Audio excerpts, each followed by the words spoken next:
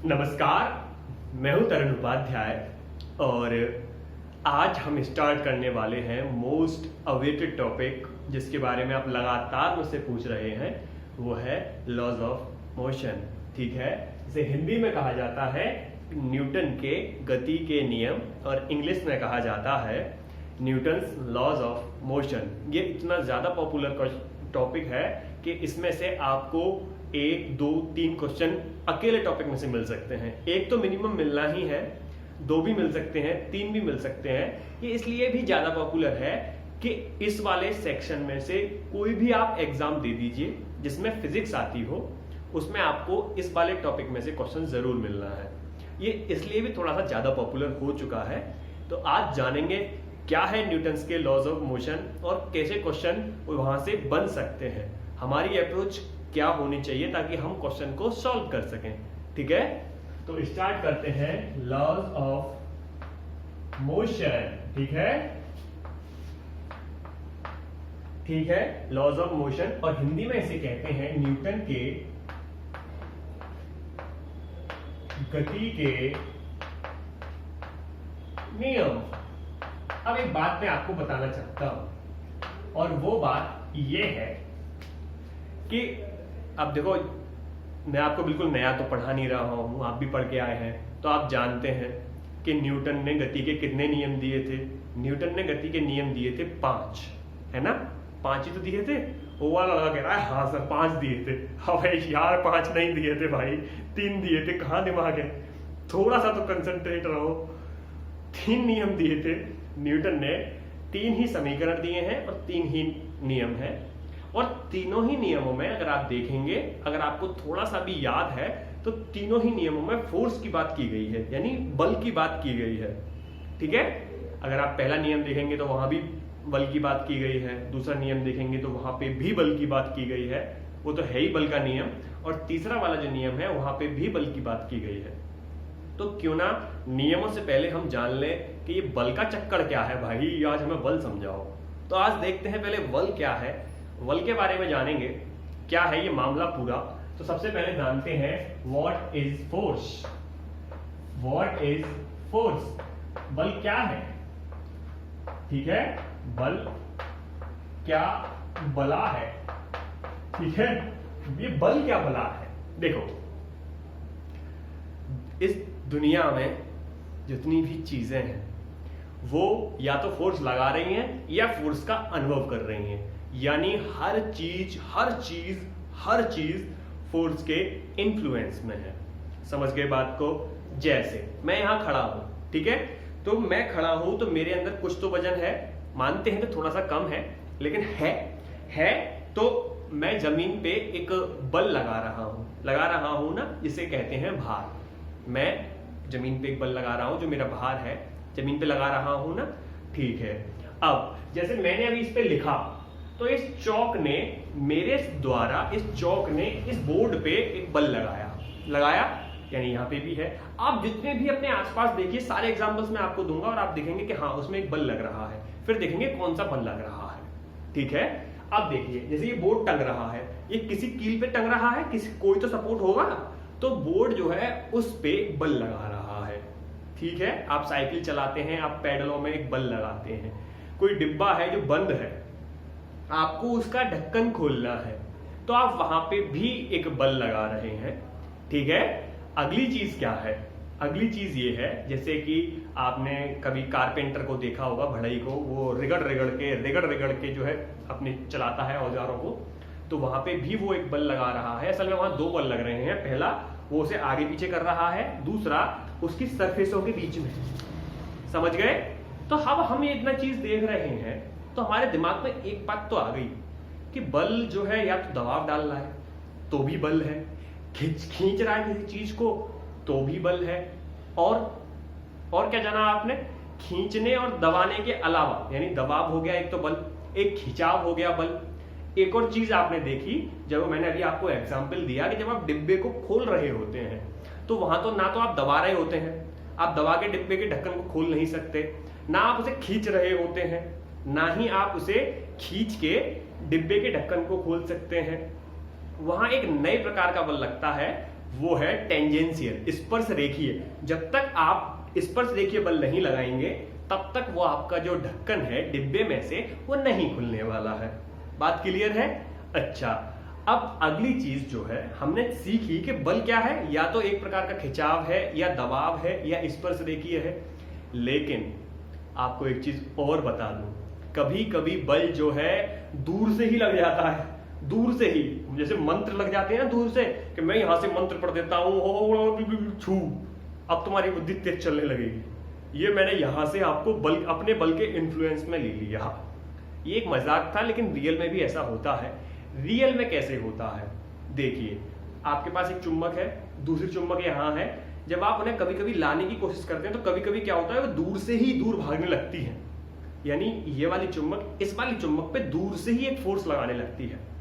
तो ये देखो, हमने कांटेक्ट में भी नहीं लाए, फिर भी एक बल लग गया, है ना।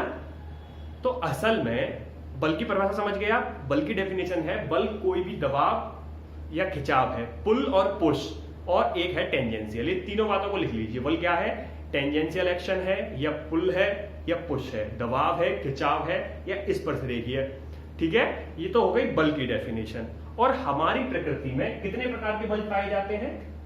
जो फंडामेंटल, जो मूल बल हैं, वो हमारी प्रकृति में कितने प्रकार के पाए जाते हैं, बताइए।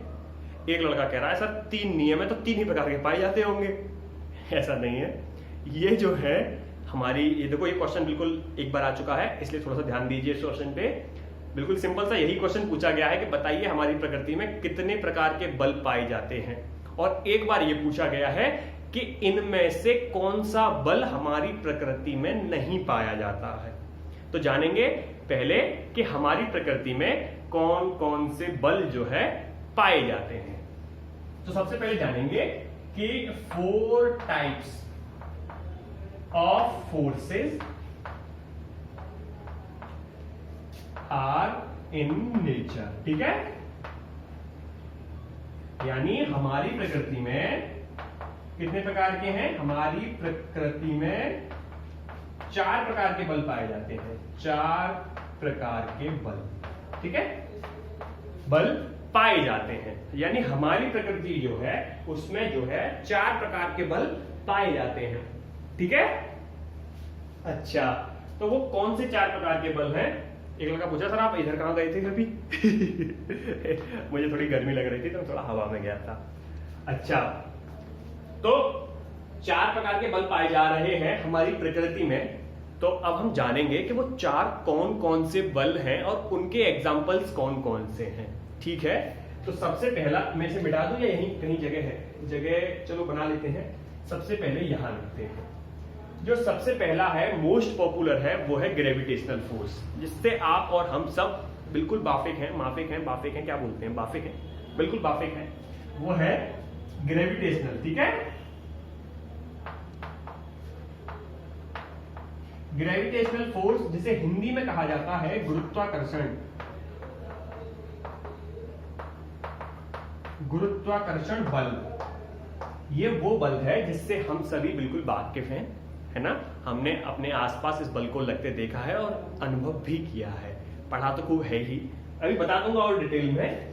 दूसरा जो बल है वो है इलेक्ट्रोमैग्नेटिक फोर्स।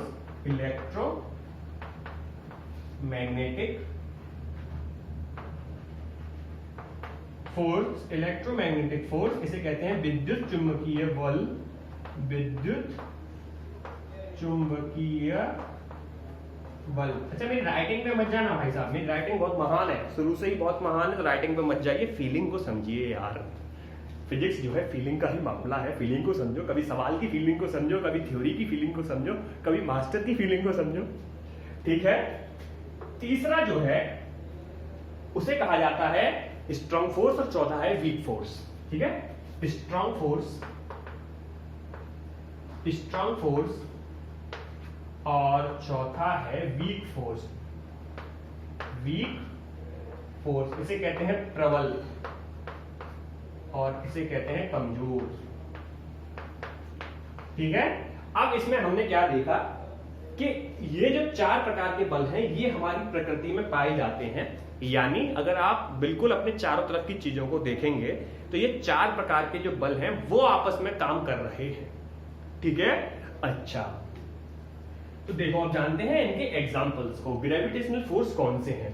ग्रेविटेशनल फोर्स देखिए, ग्रेविटेशनल फोर्स है जहां पे कोई एक वजन वाली चीज जिसमें द्रव्यमान है और दूसरी वजन वाली चीज जिसमें भी द्रव्यमान है, ये वाली उस वाली को अट्रैक्ट करेगी एक फोर्स के साथ। इसे कहा जाता है ग्रेविटेशनल फोर्स, जिसका फॉर्मूला आप सब जानते ही हैं, F equal to G m1 m2 upon r square. इसे बताने की जरूरत नहीं है, हालांकि ये अगला चैप्टर है, यानी अगली यूनिट का पहला ही चैप्टर ये है, तो मैं वहां पे और डिटेल में समझाऊंगा।